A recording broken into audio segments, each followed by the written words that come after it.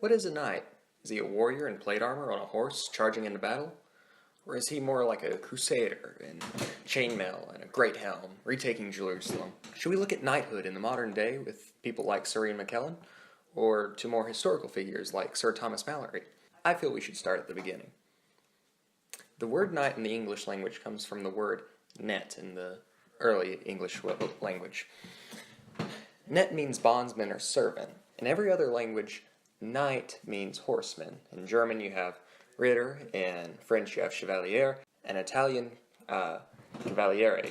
I believe that's how you pronounce it. Some people might say Charlemagne's 12 paladins were the first knights, but since Charlemagne's reign begins in 762, some people might not even consider that to be the Middle Ages, so I don't consider Charlemagne's 12 peers to be the first knights, especially since many of their stories were made up. William the Conqueror is who I consider to have the first real knights.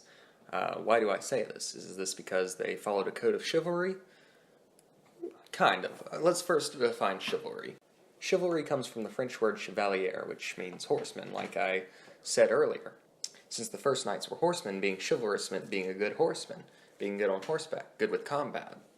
Only in time did it evolve into a code of conduct.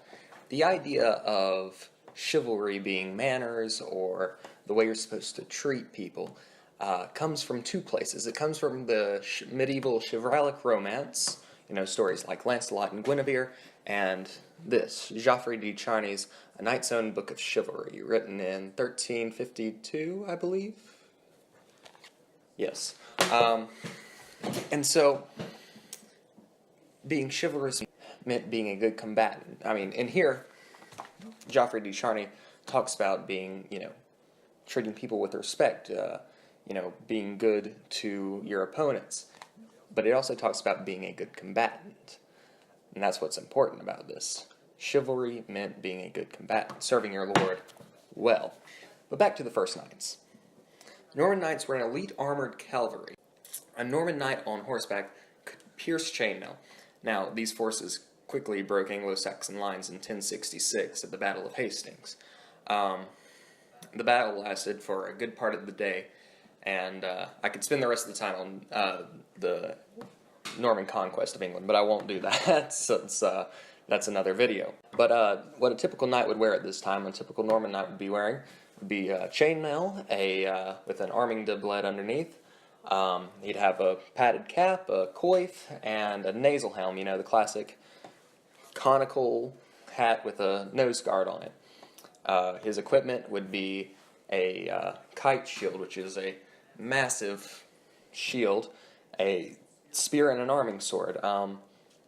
If he were specifically an archer, he would have a bow and arrow. The English longbow doesn't come around until the 100 Years' War, which we'll get to later. But after the Norman conquest of England, knights began to be used all over Europe. They had started to be being used, but especially so after 1066. 30 years after the Norman conquest of England, in 1096, the First Crusade was called. And so knights, lords, brave individuals, really, because it wasn't all knights who went on the First Crusade, or even the Second or Third, or on through the end of the Crusades, they went to go reclaim Jerusalem. So in 1119, two orders are formed, the Knights Templar and the Order of St. Lazarus.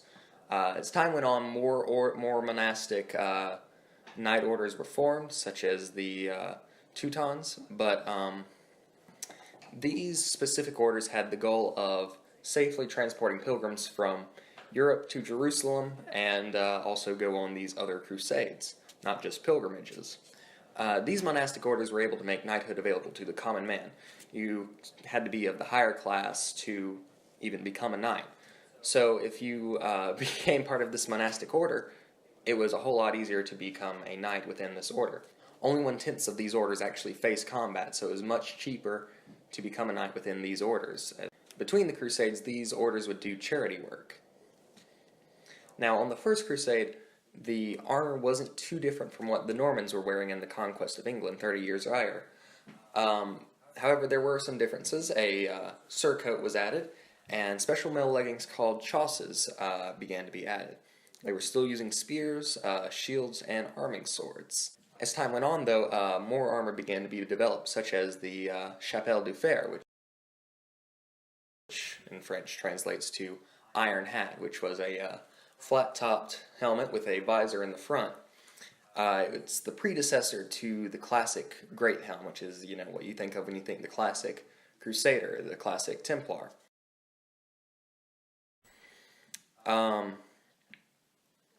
This helmet was used alongside the nasal helm through a good chunk of the Middle Ages, and they become these large helmets that sit over top of other helmets. They aren't just singular helmets worn over a padded cap and coif and then sit on top. However, as time goes on, you have the Sugarloaf helm, and the Sugarloaf helm is the direct cousin, ancestor, predecessor, descendant. All you need to know is that a Sugarloaf helm is a great helm with a curved top. Now, the curved top wasn't anything new. The curved top had existed from the time of the Normans, even all the way back to the Vikings, and even before then with the Romans. The problem with a flat-topped helmet is that if you're getting attacked from the top, a flat-helmed helmet will direct all that energy down on your spine. However, with a curved helmet, the blows glance off from the top. So the Sugarloaf helm is a step up. Now, the Sugarloaf helm and the Great Helm were used alongside each other in the medieval period. It's not like as soon as the Sugarloaf helmet came around, the Great Helm completely fell out of use. As I said, the Great Helm was used long through the Middle Ages, evolving into this bigger helmet. Pieces of artwork in surviving books and tapestries and artwork show these two helmets being used alongside each other, along with the kettle helms, which are more foot soldiery type helmets that are iron caps with these wide metal brims with like eye holes at the top so you can glance up. Surcoats, like the one I'm wearing now, would be worn over armor, and so these would help protect the mail from the elements. They also were used to display a person's heraldry. Now, heraldry is the same design that's on their armorial achievement, now also called a coat of arms. And so, contrary to popular belief, these are personal. These aren't familial. They aren't passed down. So each knight designs their own heraldry to identify them specifically. Now, families could have similar designs and similar colors in their armorial achievements. However, it wasn't individuals. And if you want to see my personal heraldry, it's not this blue background with the white compass rose. It's actually this. And I'll talk more about that possibly in another video. As time went on, around the 1300s, armor becomes more protective. Over top of the chainmail that's still being worn with the chausses, you have something called a coat of plates, which is individual plates of metal that are put in a sort of vest that is worn underneath the surcoat is worn. Because of this, armor becomes more protective and shields become smaller, and they become heater shields, which are the classic knightly shields that people see in cartoons and things like that. Shoulder armor is called spalders, like what I'm wearing here, start to be being used. They are tied onto either the mail or the arming doublet underneath. Gauntlets also begin to be used.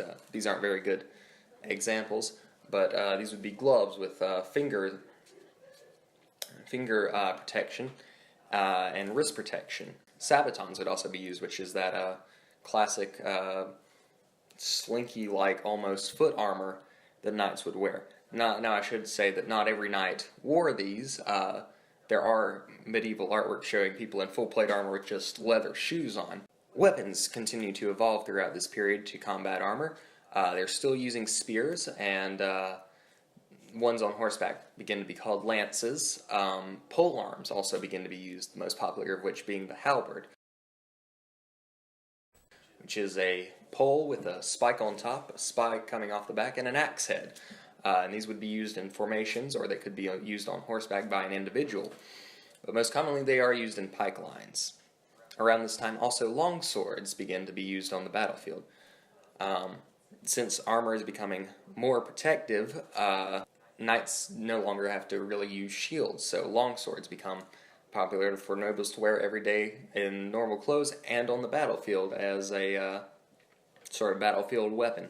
This is all culminated in the Hundred Years' War between France and England between 1337 and 1453.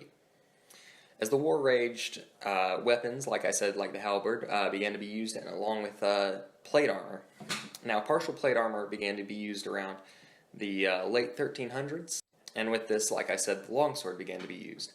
Now, historians believe longswords start being used around the 1350s, and the first longsword treatise historians have found dates to 1387. Several different types of longsword styles were made, such as fiore, and there's several German styles. Several different types of longswords were used, some with the classic peen pommels, where you have the tang coming out of where the sword is, and the pommel sits on there, and you hammer down the peen. And some had threaded pommels, so you could end your opponent rightly. An evolution on the longsword itself was the bastard sword. And this is still a longsword, but it's got a shorter handle. In 1420, plate armor becomes the best available for knights. While knights wore breastplate, surcoat remained popular, along with arm protection and, the leg protection, the armor kit. Surcoats remained popular until the late 15th century and completely fell out of use by the 16th century. Through the High Middle Ages, two specific armor and fighting styles were formed: the Northern Italian Milanese and the Southern German Gothic. Now we get into a point of debate. Is plate armor Middle Ages or is it Renaissance?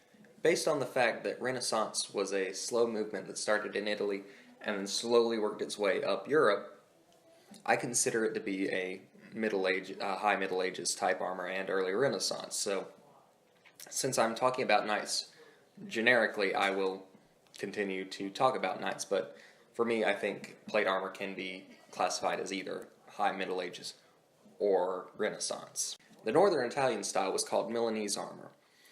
This armor was beautifully made, although simple looking compared to the more stylish Gothic style armor. I personally prefer the Milanese style armor to Gothic, just personally.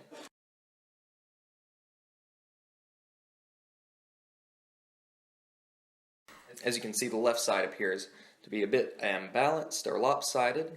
Since most opponents would be right-handed and the attacks would come in from the left side of the opponent, the Milanese armorers felt that it was more important to protect more on the left side than the right side, so that's why the pauldrons are bigger on Milanese style left and a bit smaller on the right side. Popular helmets with this armor would be barboots, close helms, armettes, bassinets, and sallets later. Later sallets would become very popular. I should mention bassinets were much more popular in English and French armor, and there is something to be said about specific English style armor. English style armor, the spalders are much smaller and closer to the shoulder, giving the arms on effigies like this almost spindly look to them.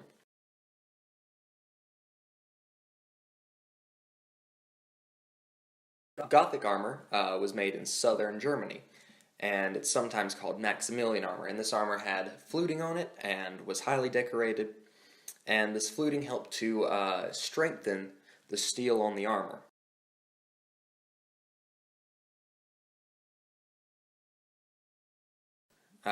I mentioned the sallet. The sallet is sort of a half helm. To protect the chin, a special gorget called a bever was used. Personally, I'm not the biggest fan of the sallet and bever. To me, it kind of looks like a villainous Black Knight's helmet, but it is a very popular and versatile helmet throughout the Middle Ages, so there's something to be said for its usefulness. Well, now that we've talked about knights from all the way from 1066 to the early 16th century, let's talk about what it took to become a knight. Well, your journey would start when you're about 7, and you would become a page, and so a page would go through their basic schooling, and they'd be basically errand boys.